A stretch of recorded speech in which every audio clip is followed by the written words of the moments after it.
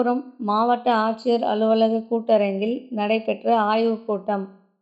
விழுப்புரம் மாவட்டம் மாவட்ட ஆட்சியர் அலுவலக கூட்டரங்கில் திருவெண்ணெய்நல்லூர் மற்றும் மேல்மலையனூர் வட்டாரங்களில் செயல்படுத்தப்படும் வளமிகு வட்டார வளர்ச்சி திட்டம் போகஸ் பிளாக் டெவலப்மெண்ட் புரோகிராம் தொடர்பாக ஆய்வுக் கூட்டம் மாவட்ட ஆட்சித்தலைவர் ஷேக் அப்துல் ரகுமான் தலைமையில் நடைபெற்றது. உடன் மாவட்ட திட்டக்குழு அலுவலர் உ. நடராஜன் உட்பட பலர் உடனிருந்தனர்.